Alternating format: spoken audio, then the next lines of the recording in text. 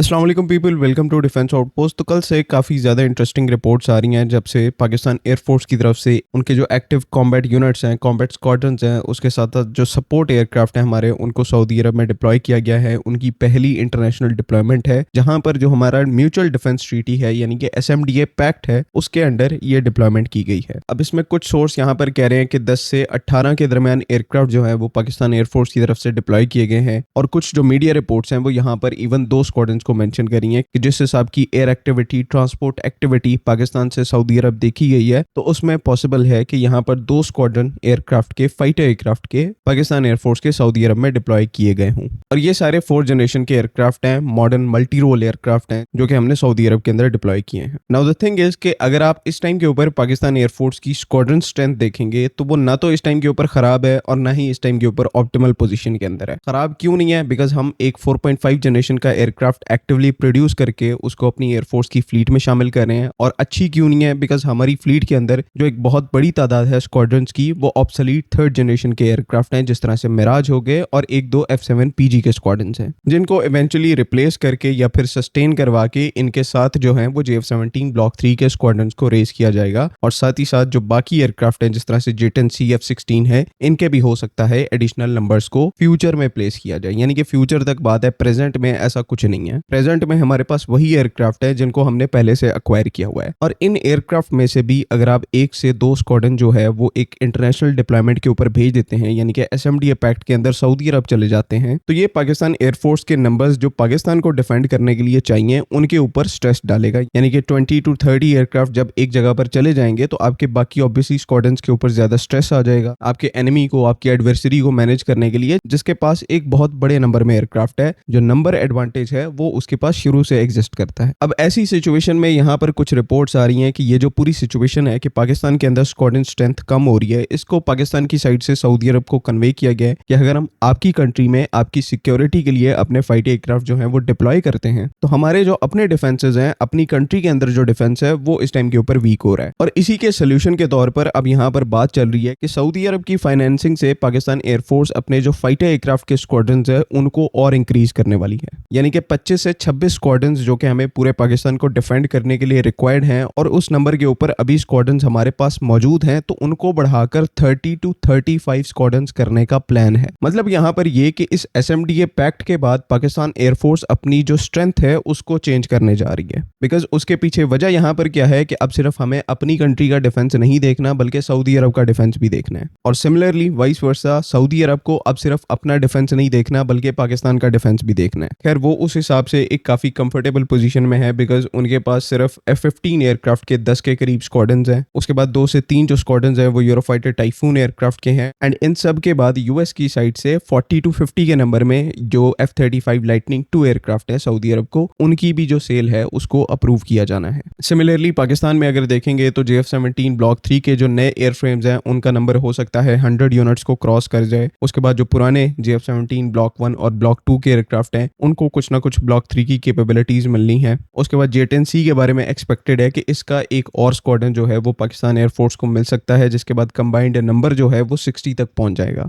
तो round about 300 4.5 plus generation के aircraft जो हैं वो आपकी सर्विस में होंगे, और हो सकता है उस टाइम तक हमारे जो F-16 एयरक्राफ्ट हैं उनको भी अपग्रेड मिल जाए, और इवन उनके भी कुछ जो एडिशनल यूनिट्स हैं वो पाकिस्तान एयरफोर्स के पास आ जाए, जिसके बाद 4+ जनरेशन के एयरक्राफ्ट का जो कंबाइंड नंबर है PAF के अंदर वो 400 यूनिट्स को क्रॉस कर सकता है, जो कि देन सफिशिएंट नंबर होगा पाकिस्तान को भी डिफेंड करने के लिए और साथ ही साथ सऊदी अरब को भी एक कंफर्टेबल प्रोटेक्शन प्रोवाइड करने के लिए। पैरेलल में आपके जो है वो 5th जनरेशन एयरक्राफ्ट के जो प्रोजेक्ट्स हैं वो चलते रहेंगे, जिसमें J-35 एयरक्राफ्ट की इंडक्शन है। उसके बाद यहाँ पर PFX और कान एयरक्राफ्ट जो है वो इन क्यू है, लाइन में है। तो मकसद बात करने का, पाकिस्तान एयरफोर्स का जो एक रोड मैप है, जो एक प्लान है फ्यूचर को लेकर, वो पूरे तरीके से क्लियर है। और अब क्योंकि SMDA पैक्ट जो है वो रियलिटी बेस्ड एग्रीमेंट बन चुका है, जो इसके पॉइंट्स हैं उनके ऊपर एक्चुअल में काम हो रहा है, और इसी के साथ जो रिपोर्ट्स आ रही हैं कि सऊदी अरब जो है वो फाइनेंशियली यहाँ पर असिस्ट करेगा पाकिस्तान एयरफोर्स की ओवरऑल स्ट्रेंथ को इंक्रीज करने में, तो यही फाइनेंशियल असिस्टेंस पाकिस्तान एयरफोर्स के इस फ्यूचर का जो रोड मैप प्लान है उसके अंदर डायरेक्टली पोर की जाएगी। और देखो ये कोई स्पेकुलेशन की बात यहाँ पर नहीं है। आज सऊदी अरब में पाकिस्तान की जो एयरफोर्स है वो अपने कॉम्बैट रोल के ऊपर डिप्लॉयड है। जितना इस पूरी डेवलपमेंट को हम सोशल मीडिया के ऊपर लाइटली कंसिडर कर रहे हैं, ये उसके मुकाबले में एक बहुत बड़ी न्यूज है। एंड कल को जब पाकिस्तान एयरफोर्स एयरफोर्स अपनी जो एक डिटरेंस है उसको प्रूव करेगी जिस तरह से उन्होंने पाकिस्तान के अंदर प्रूव किया हुआ है, तो नेचुरली सऊदीज जो हैं वो इस फोर्स की अपग्रेडेशन का पार्ट बनना जरूर चाहेंगे, जिसकी रिपोर्ट्स इवन सऊदी अरब से अभी इस टाइम के ऊपर आने लग पड़ी हैं कि पाकिस्तान एयरफोर्स का जो मॉडर्नाइजेशन प्लान है उसमें सऊदी अरब फुली असिस्ट करने को तैयार है। और ऐसे ही नहीं, आपने एसएमडी के पैक्ट के अंडर सबसे पहले अपनी एयरफोर्स को डिप्लॉय किया, आपकी एयरफोर्स की कैपेबिलिटी को दूसरी साइड ने रिकॉग्नाइज किया, तो ही उन्होंने डिमांड की कि आप इस फोर्स को हमारी टेरिटरी के ऊपर हमारे डिफेंस के लिए डिप्लॉय करें। जस्ट जिस तरह से सिचुएशन आगे बढ़ी है पाकिस्तान एयरफोर्स के अंदर, जो एक सिंगल वीक लिंक थी कि जो हमारी फाइनेंशियल सिचुएशन थी, ऐसी एक वर्ल्ड क्लास एयरफोर्स की जो कैपेबिलिटीज हैं उनमें जो इंक्रीज है उसको हम सस्टेन ना कर पाते, तो ऐसा देख के लग रहा है कि अब ये जो वीक लिंक है, ये जो कमजोर कड़ी है, ये यहाँ पर खत्म होने जा रही है। तो ये यहाँ पर एक ओवरऑल काफी ज्यादा पॉजिटिव न्यूज है। आई होप कि तमाम चीजें यहाँ पर क्लियर हैं।